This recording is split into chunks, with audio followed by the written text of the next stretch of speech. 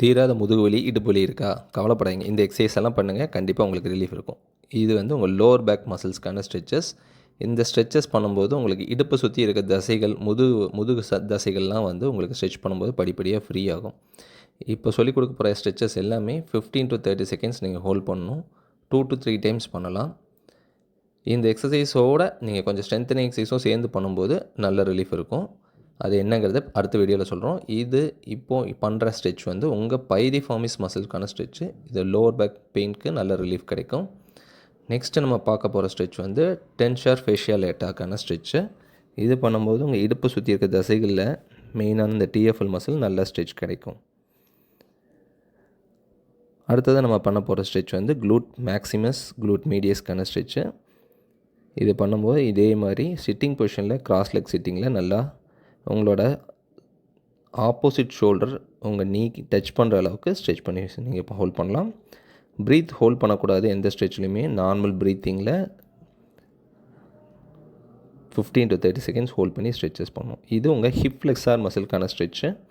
இந்த ஸ்ட்ரெச் பண்ணும்போது நீங்கள் நீ வலிக்கிற மாதிரி இருந்துச்சுன்னா நீ கீழே ஒரு பில்லோவோ பிளாங்கெட்டோ வச்சு பண்ணலாம். இது பைரிஃபார்மிஸ் மசிலுக்கான ஸ்ட்ரெச் தான், கொஞ்சம் அட்வான்ஸ் ஸ்ட்ரெச்சு. இது பண்ணும்போது உங்கள் மசில் ஃப்ளெக்சிபிலிட்டி இருந்தால் இந்த ஸ்ட்ரெச்சஸ் பண்ணலாம். நார்மலாக ஃப்ளெக்சிபிலிட்டி இருக்கவங்களுக்கு இந்த ஸ்ட்ரெச் இந்த ஆங்கிளில் ஸ்ட்ரெச் ஆகலைன்னா இந்த மாதிரி கொஞ்சம் ரொட்டேஷனில் பண்ணும்போது உங்கள் க்ளூட், பைரிஃபார்மிஸு, ஹிப் மசில்ஸ் எல்லாமே வந்து நல்ல ஸ்ட்ரெச் கிடைக்கும். இது வந்து உங்களோட குவாட்ரிசெப்ஸ், ஹிப் ஃப்ளெக்ஸார், உங்கள் lower back muscle, sacral muscles எல்லாத்துக்குமான ஸ்ட்ரெச். உங்கள் ஸ்பைனல் மசில்ஸும் பேராஸ்பைனல் மசில்ஸும் இதில் நல்ல ஒரு ஸ்ட்ரெச் கிடைக்கும். ரொம்ப நேரம் நின்று வேலை செய்கிறவங்க, முதுகு வலி இருக்கவங்க இந்த எக்ஸசைசஸ் பண்ணும்போது இமீடியட்டாக ரிலீஃப் தெரியும். எல்லா ஸ்ட்ரெச்சஸும் உங்களால் முடிஞ்ச பொசிஷனில் இனிஷியலாக பண்ணுங்கள். ஃப்ளெக்சிபிலிட்டி ஆக ஆக கொஞ்சம் கொஞ்சமாக இன்க்ரீஸ் பண்ணலாம். இது உங்களோட இன்னர் தை மசிலுக்கான ஸ்ட்ரெச். இதுவும் வந்து உங்கள் லோவர் பேக் பெயினுக்கு குறையிறதுக்கு ஹெல்ப் பண்ணும். இந்த பொசிஷனில் உங்கள் எல்போவை தையை ப்ரெஸ் பண்ணிவிட்டு நார்மல் பொசிஷன் ப்ரீத் அவுட் பண்ணி நீங்கள் பாடி பெண்ட் பண்ணணும். ப்ரீத் ஹோல்ட் பண்ணி ஸ்ட்ரெச் பண்ணக்கூடாது. நல்ல ஃப்ளெக்சிபிளாக இருந்தால் இந்த அளவுக்கு பெண்ட் பண்ணி நீங்கள் பண்ணலாம்.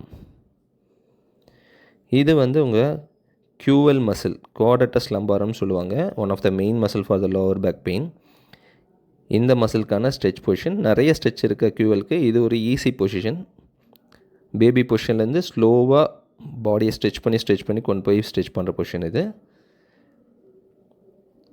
ஸோ நல்ல பாம்பில் க்ரிப் பண்ணி உங்களோட மேக்ஸிமம் சைட் ரேஞ்ச் பெண்ட் பண்ணிவிட்டு இந்த ஸ்ட்ரெச் ஹோல்ட் பண்ணணும். 15 to 30 செகண்ட்ஸ் ஹோல்ட் பண்ணுங்கள். 2 to 3 டைம்ஸ் நீங்கள் தாராளமாக பண்ணலாம். கரெக்டாக இடுப்புக்கும் உங்களோட லோவர் பேக்குக்கான ஜங்ஷன் இதுக்கு வந்து உங்களுக்கு ஸ்ட்ரெச் தெரியும். இந்த மாதிரி மோர் வீடியோஸ்க்கு எங்களோட சேனலை சப்ஸ்கிரைப் பண்ணுங்கள்.